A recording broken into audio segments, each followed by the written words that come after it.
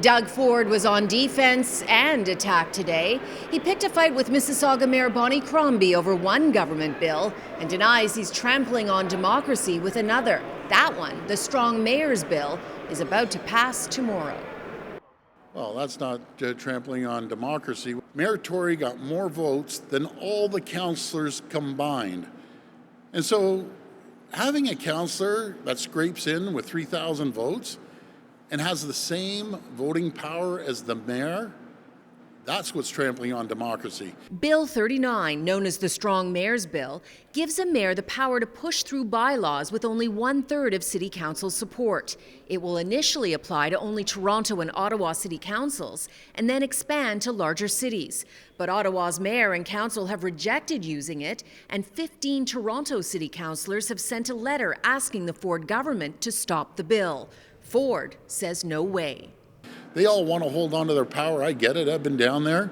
But at the end of the day, it's the mayor that's standing in front of the microphone like I do, answering all the tough questions. For him to have one vote, that's just not acceptable. The Premier made the comments during questions from the media today at a transit funding announcement. At the end of the news conference, without being asked, he suddenly launched into an unexpected tirade against Mississauga Mayor Bonnie Crombie. We have a few mayors that don't want to play in the sandbox, and one being Mayor Crombie, and I don't know what her issue is. I see that Mayor Crombie's out there handing out flyers and doing this. All I say is get on board, stop being disingenuous, with the people of Mississauga. It's just absolutely wrong. This is the flyer the Premier is objecting to. The city of Mississauga is sending it to homeowners, warning them their property taxes could increase by up to 10% due to Bill 23, which will reduce or waive some municipal revenues from developers, which the government says will help get affordable homes built faster. Ford is clearly not pleased at the pushback. You think when people come here, we're going to start living in mud huts? And he had this warning to other mayors like John Tory, who have also opposed Bill 23.